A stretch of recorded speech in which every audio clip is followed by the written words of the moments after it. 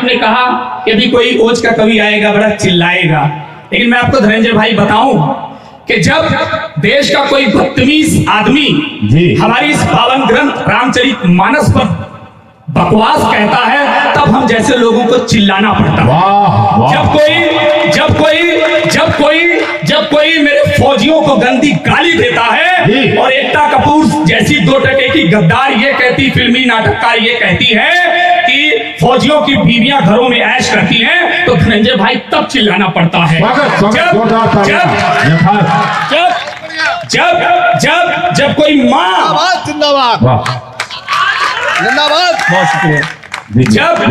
जब कोई माँ अनाथ आश्रम में छोड़ दी जाती है, तब धनंजय भाई चिल्लाना पड़ता है। जब किसी भाभी की मांग का सिंदूर पोष दिया जाता है, तब चिल्लाना पड़ता है। जब कोई नन्ही बच्ची बिलखती हुई किसी नाली में भ्रूण हत्या के नाम पे फेंक दी जाती है, तब हम जैसे लोगों को चिल्लाना पड़ता है, तब चिल्लाना पड़ता है। बहुत शुक्रिया। 4 पंक्तियां यहीं से शुरू करता हूँ, मेरा साथ दीजिएगा। मैं जानता हूँ कि इस माटी की तोहमत में, इस माटी के लिए जो बात कहने जा रहा हूँ, वो बात कहीं भी जा सकती है, नहीं भी कही जा सकती, क्योंकि इस माटी का कर्ज ना मैं उतार सकता हूं ना आप उतार सकते हैं, लेकिन कहना पड़ता है। जब कोई कहता है कि भारत क्या है, मैं बताता हूं कि भारत क्या है। एक टिप्पणी के साथ बात शुरू करता हूं और अपना समर्थन कर दीजिएगा कि भारत क्या है। भारत ये है कि जब पिछले 70 साल के इतिहास में भारत का प्रधानमंत्री अमेरिका जाता था, तो अमेरिका का राष्ट्रपति आगे चलता था, भारत का प्रधानमंत्री पीछे चलता था। लेकिन पिछले 5 से 10 साल के इतिहास में जब भारत का प्रधानमंत्री अब अमेरिका जाता है, तो भारत का प्रधानमंत्री आगे चलता है, अमेरिका का राष्ट्रपति पीछे चलता है। जिंदाबाद। तब कहते हो कि भारत में क्या है, मेरा हिंदुस्तान क्या है, 2 टके की बात करते हो। अरे मेरा हिंदुस्तान तो वो है, अगली बात पे अब तक जो ताली न बजाई हो तो कर दीजिएगा अगर आपको लगेगा कि सही बात है। मेरा भारत तो वो है जब अभी रूस यूक्रेन के युद्ध में यूक्रेन से केवल उस गाड़ी को जाने की अनुमति मिली जिस गाड़ी पे मेरे देश का तिरंगा झंडा लहरा रहा था। वाह वाह। तब 2 टके के ये गद्दार कहते हैं कि देश में क्या है। मैं बताता हूँ, 4 पंक्तियां पढ़ता हूँ और समर्थन कर दीजिएगा कि बड़ी सी बिल्डिंगों में नफरती सामान लगता है। बड़ी सी बिल्डिंगों में 2 टके का गद्दार गीतकार कहता है जावेद अख्तर कि मेरे भारत में तालिबान जैसा राज आना चाहिए। अरे कैसे कहते हो? तुम्हें अगर तालिबान अच्छा लगता है या किसी सिद्धू को जाकर के जब पाकिस्तान जाता है तो कहता है पाकिस्तान अच्छा लगता है, लेकिन मेरे श्रवण महोत्सव में बैठे हुए भाइयों और बहनों, आपको क्या अच्छा लगता है, मुझे क्या अच्छा लगता है। 4 पंक्तियां पढ़ता हूं कि बड़ी सी बिल्डिंगों में नफरती सामान लगता है, मगर मिट्टी का अपना प्यार का मकान लगता है। ना अच्छा चीन अमेरिका ना पाकिस्तान लगता है, सभी देशों से सुंदर अपना हिंदुस्तान लगता है। सभी देशों से सुंदर अपना हिंदुस्तान लगता है। जय जय जय जय। सभी देशों से सुंदर अपना हिंदुस्तान लगता है। युवा पीढ़ी बैठी है, याद कीजिए पिछले दिनों जब हम लोग रजाई ओढ़ करके लेटते थे साहब, तो वो मेरे फौजी -डिग्री तापमान में खड़े होकर के हमारी हिफाजत करते थे। तब ये 2 टके के लोग कहते हैं कि फौजी जब सरहद पर होते हैं तो फौजियों की बीवियां घरों में ऐश करती हैं। अनजाना भैया ये बात कैसे सही जा सकती है? उन 2 टके के गद्दार नेताओं को जवाब देता हूं और अपना समर्थन कर दीजिएगा, क्योंकि मेरा मानना है कि मेरी बहनों के हाथों में अगर भाइयों के लिए राखी जिंदा है, क्योंकि सरहद पर फौजी खड़ा होता है। अगर मेरे बुजुर्गों के हाथों में लाठियां हैं, क्योंकि सरहद पर फौजी खड़ा होता है। अगर किसी की मांग का सिंदूर जिंदा है, क्योंकि सरहद पर फौजी खड़ा होता है। एक बार ताली बजाकर फौजियों के सम्मान में समर्थन कर दीजिए। 4 पंक्तियां उन गद्दार नेताओं को जवाब देता हूं कि ये पानी मुस्कुराहट का कभी खारा ना आएगा। और अगर आपको लगता हो कि खाकी वर्दी मेरे सामने बैठी है, एक ये खाकी वर्दी और वो सरहद पर खड़ी हुई खाकी वर्दियां, अपना समर्थन कर दीजिएगा। ये पानी मुस्कुराहट का कभी खारा ना आएगा। विजय पथ पर चलेंगे हम, कभी हारा न जाएगा।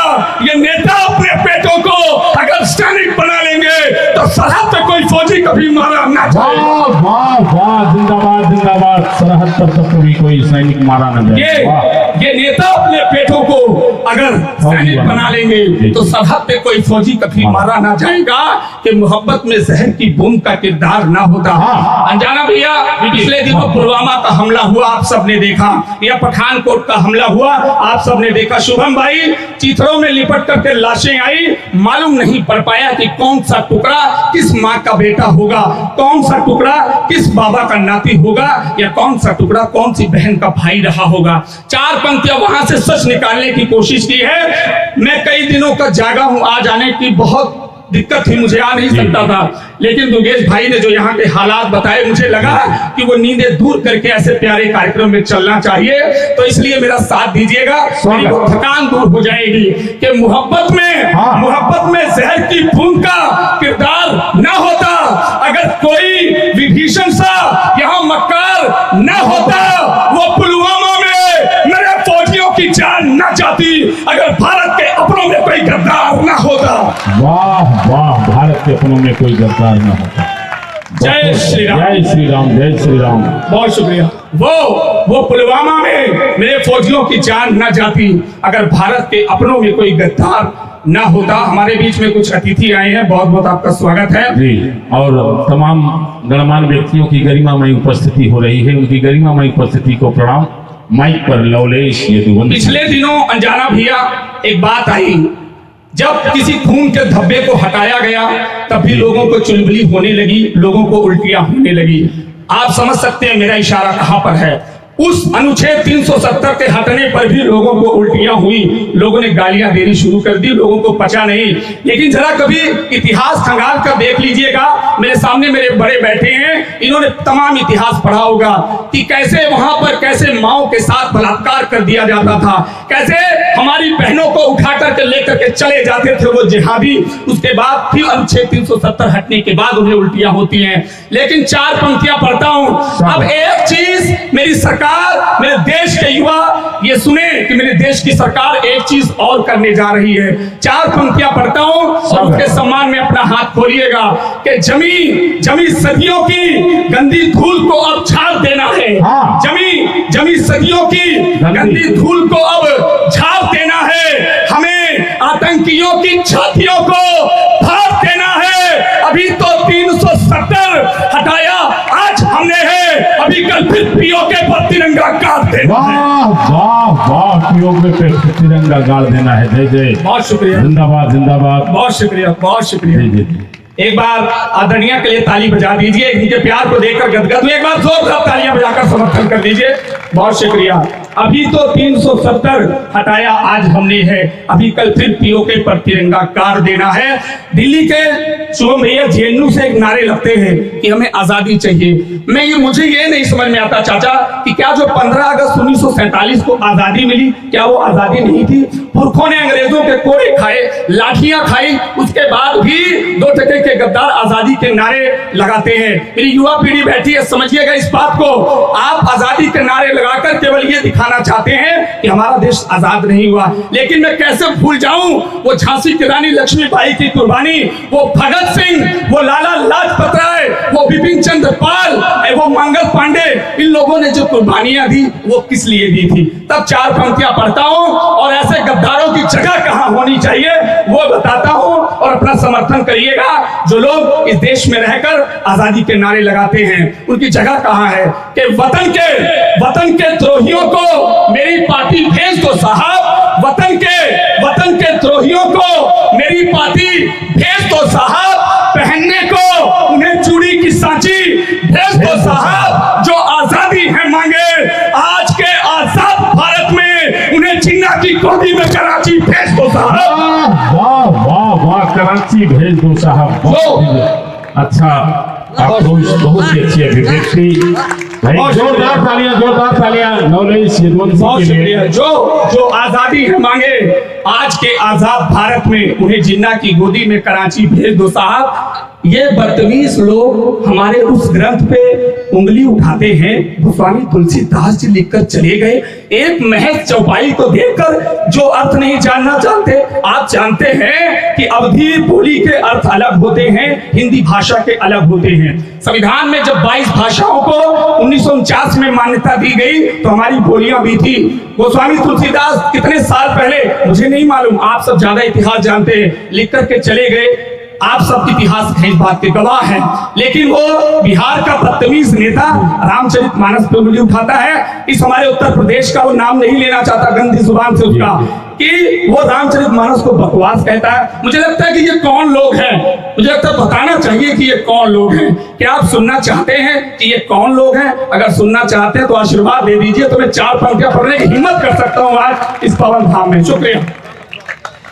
कि वो ये कौन लोग हैं जो रामचरितमानस पर उंगली उठाते हैं, और अगर सही लग जाए तो अपना समर्थन करके आशीर्वाद दे दीजिएगा और ये कॉपी जांच दीजिएगा। अभी रास्ते में आते हुए मैंने लिखा, बल्कि संदीप ने कहा कि यार क्या कहा जाए, मैंने बताया कि क्या कहा जाए, कि वो गद्दारी से लिपटी सांस में दुर्गंध रखते हैं। वो गद्दारी से लिपटी, अपना हाथ तैयार रखिएगा। कसम देता हूं, अगर रामचरितमानस अगर आपको पवित्र ग्रंथ लगता है तो समर्थन कीजिए चौथी पंक्ति में, कि वो गद्दारी से लिपटी सांस में दुर्गंध रखते हैं, वो अपने स्वार्थ की खातिर गलत अनुबंध रखते हैं, जो अपने रामचरितमानस पे भी उंगली उठाते हैं, वे रावण की औलादों से सगा संबंध रखते हैं। वाह वाह वाह वाह, जिंदाबाद जिंदाबाद। वो रावण की औलादों से अपना सगा संबंध रखते हैं। क्या क्या क्या एक्सप्लेन किया, जोरदार तालियां। बहुत शुक्रिया। मन से आदेश आ रहा है कि ये पंक्तियां दोबारा पढ़ूं, लेकिन ऐसे नहीं पढ़ा जाता। अगर आपको लगता है कि ये सच्ची बात है, एक बार तालियां पूरा पंडाल दोनों हाथ ऊपर चढ़ा करके आशीर्वाद दे दीजिए। जय श्री राम। जय श्री राम। जय श्री राम को घोष होते रहे, लगे कि अवध क्षेत्र में कार्यक्रम चल रहा है। आदेश आ रहा है तो जितने लोग प्रभु श्री राम से प्यार करते हैं, उनका आशीर्वाद चाहते हैं, एक बार मेरे साथ दोनों ऊपर हाथ खड़े करके कह दीजिए जय जय श्री राम। बहुत शुक्रिया। मैं उसी मेहनत से, उसी जोश से पढ़ने की कोशिश करता हूं ये पंक्तियां, और आप भी उसी जोश से दोबारा साथ दे दीजिएगा। कि वो गद्दारी से लिपटी सांस में दुर्गंध रखते हैं। दुर्गेश भाई सुनिएगा, वो गद्दारी से लिपटी सांस में दुर्गंध रखते हैं, वो अपने स्वार्थ की खातिर गलत अनुबंध रखते हैं, जो अपने रामचरितमानस पे भी उंगली उठाते हैं, वो रावण की औलादों से सगा संबंध रखते हैं। बहुत शुक्रिया, बहुत शुक्रिया। एक बात और हिम्मत करके कहना चाहता हूं धनंजय भाई, अभी बुलडोजर की बात हो रही थी, लेकिन आपको नहीं लगता कि कुछ चीजें जो सही होती है उसका समर्थन करना चाहिए? कुछ लोग मुझे कह देंगे कि कोई एजेंट आके खड़ा है किसी पार्टी का, लेकिन ये बताइए, अगर देश के हित में कोई बात हो, ये भी बात याद रखिए। एक उदाहरण दे देता हूं शुभम भाई, अफगानिस्तान में उन्होंने अपने ही लोगों को जगह नहीं दी और हवाई जहाज पर लटक लटक के वो लोग मारे गए थे जिस तालिबान में वो लोग थे। क्या आप चाहते हो कि तालिबान आ जाए? क्या आप चाहते हो कि हमारी बहनों को सरेआम नंगा कर दिया जाए? क्या आप चाहते हो कि हमारे भाइयों को उठा करके ले जाएं? ऐसा बिल्कुल नहीं चाहोगे। तब मैं 4 पंक्तियां पढ़ता हूं, इनके लिए क्या जरूरी है जो जिहादी हैं, जो दंगे करते हैं। अच्छा, एक बात और बता दूं, ये जो लोग रामचरितमानस पे चाचा अभी इतनी बकवास कर रहे थे, अगर एक बात बोल देते, क्षमा कीजिएगा, अगर ये बदतमीज नेता एक बार भी भूल से कह देंगे कि कुरान में बकवास लिखा है तो इनकी कदरें काट दी जाएंगी। इतनी हिम्मत किसी में नहीं होती है। आप कहते हो हम तो सहिष्णु हैं, हम सहिष्णु हैं, ये हमारी सहने की क्षमता है कि तुम कह करके चारों ओर घूम ले रहे हो, लेकिन दोस्त बच्चे कभी कह करके तो देखो। अभी पाकिस्तान का एक बयान आया, एक नेता कहता है, वो परमाणु बम की जब धमकी देता है, चाचा वो कहता है कि अगर आपको दुनिया को जीतना है तो एक हाथ में कुरान रखो, एक हाथ में परमाणु हथियार रखो। अगर यहाँ कह करके देख ले तो इनकी गर्दनें तन से अलग कर दी जाएंगी। एक बार तालियां बजाकर आशीर्वाद दे दी। 4 पंक्तियां पढ़ता हूं कि समय की मांग पर हथियार लेना भी जरूरी है। समय की मांग पर हथियार लेना भी जरूरी है, वतन की नाव की पतवार खेना भी जरूरी है। जो पत्थरबाज, दंगाई, जिहादी दंगे करते हैं उन्हें बुलडोजरों से मार देना भी जरूरी है। वाह वाह, उन्हें बुलडोजरों से मार उन्हें बुलडोजरों से मार देना भी जरूरी है। और 1-2 मिनट और आपके बीच में रहना चाहता हूँ। 1-2 बात कहकर के अपनी बात को समाप्त करूंगा। और ये बात ये है, पिछले दिनों इस प्यारे से रंग पे उंगलियां उठी। वो पठान फिल्म आती है, वो जानबूझ करके इसको दिखाने की कोशिश करते हैं। लेकिन मैं आपको बता दूं अनजाना भैया, ये भगवा रंग क्या है सुनिए ना। ये भगवा रंग क्या है? इसे बिगनी पहन करके बेशर्म रंग कहा जाता है। हमको आपको तो नाक कटा करके घर में बैठ जाना चाहिए। इस पवित्र रंग को जैसे गालियां दी जाती हैं और हम आप खुद में ही मिल करके उनका समर्थन कर देते हैं और उस गद्दार की 500 करोड़ की फिल्म का बजट करा देते हैं। कैसे आप लोग हो, कैसा मैं हूं? बताता हूं कि ये भगवा रंग क्या होता है। अगर जरा भी हिम्मत हो तो समर्थन करके बिना डरे बताइएगा कि ये भगवा रंग क्या होता है। कि यही राणा विवेकानंद की तस्वीर देता है। यही राणा विवेकानंद की तस्वीर देता है। युद्ध के क्षेत्र में लहरा के ये तकदीर देता है। मेरे प्यारे से भगवा रंग पे उंगली उठाना मत। ये भगवा रंग है जो दुश्मनों को चीर देता है। वाह वाह वाह, ये भगवा रंग है।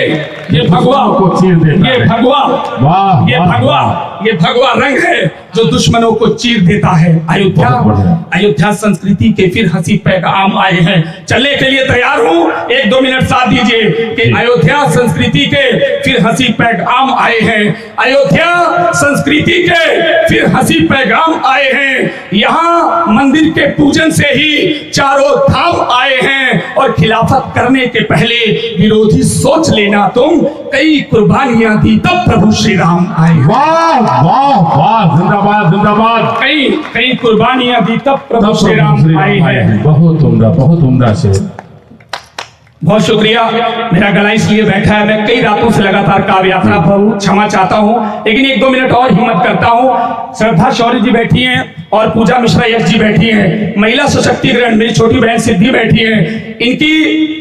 इनके स्वागत में और आप सबको देखते हुए माताएं बहनें बैठी हैं। 4 पंक्तियां पढ़ता हूं, सुनिएगा। कि भरत की, और आपका समर्थन चाहता हूं कि भरत की आंख में आंसू कभी पल्ले नहीं देना। भरत की आंख में आंसू कभी पल्ले नहीं देना। प्रभु श्री राम को वनवास में चलने नहीं देना। अयोध्या में बने मंदिर मगर मन से निवेदन है, किसी सीता को फिर से आग में चलने नहीं। वाह वाह वाह वाह वाह, किसी सीता को फिर से आग में जलने नहीं देना। जब हमारी माओ को अनाथ आश्रम में छोड़ दिया जाता है तब उन कुपुत्र बेटों को जवाब देता हूँ कि दवाई या कभी भी सेब की फाड़ी ना दे पाए। अंतिम 1-2 नुक्ता पढ़ करके अपनी जगह लेता हूँ कि दवाई या कभी भी सेब की फाड़ी ना दे पाए। और मैं आपसे समर्थन इसलिए मांगता हूँ कि अपने घर में बैठी हुई अपनी माँ को देखिएगा। और ये 4 पंक्तियां, एक दृश्य मैंने देखा है, उस दृश्य को 4 पंक्तियों में पिरोया है कि दवाई या कभी भी सेब की फाड़ी ना दे पाए, कभी इलाज की खातिर कोई गाड़ी ना दे पाए। वो अपनी प्रेमिका को गिफ्ट मोबाइल तो दे आए मगर घर में पड़ी माँ को कभी साड़ी ना दे पाए। मगर घर में पड़ी माँ को साड़ी ना दे पाए। कि यही दुखों को हरती है, यही तो मर्म लेती है। यही दुखों को हरती है, यही तो मर्म लेती है। यही लज्जा, यही इज्जत, यही तो शर्म लेती है। और बड़े ही शौक से बाबुल मेरे अक्सर कहा करते, किसी का भाग्य अच्छा हो तो बेटी जन्म लेती है। किसी का भाग्य अच्छा हो तो बेटी जन्म लेती है। और दूती हिमासी, पिछले दिनों हमारे देश में ओलंपिक मेडल होते, ओलंपिक खेल होते हैं। एक सच्ची कड़वी बात कहने चल रहा हूं, मुझे लगता है कि आपका समर्थन जरूर मिलेगा, हिम्मत करके कह रहा हूं। पिछले दिनों ओलंपिक खेल होते हैं तो देश में पुरुषों के मेडल ज्यादा आते हैं, हमारी बहनों के मेडल ज्यादा नहीं आ पाए। मैंने एक बारीक सच निकालने की कोशिश की, अगर सही हो तो देश की हर बेटी के समर्थन में अपना हाथ खोलिएगा। मैंने कहा कि दूती हिमासी ढेरों साइन लग गई होती, दूती हिमासी ढेरों साइन लग गई होती। विदेशों में स्वदेशी की पिवाइन लग गई होती, विदेशों में स्वदेशी की पिवाइन लग गई होती। अगर हम कोख में इन बेटियों का कत्ल न करते तो भारत में भी मेडलों की ही लाइन लग गई होती। तो भारत में भी मिडलों की ही लाइन लग गई होती। और अंतिम बात कहकर के अपनी बात को समाप्त करता हूं कि जो कर दे हाल को बेहाल ऐसा हाल ना आए, जो कर दे हाल को बेहाल ऐसा हाल ना आए, किसी से मिल भी ना पाए ये जंजाल ना आए, कोई भी साल आ जाए मगर ये है दुआ मेरी कोरोना की तरह कोई दोबारा साल ना आए। बहुत बहुत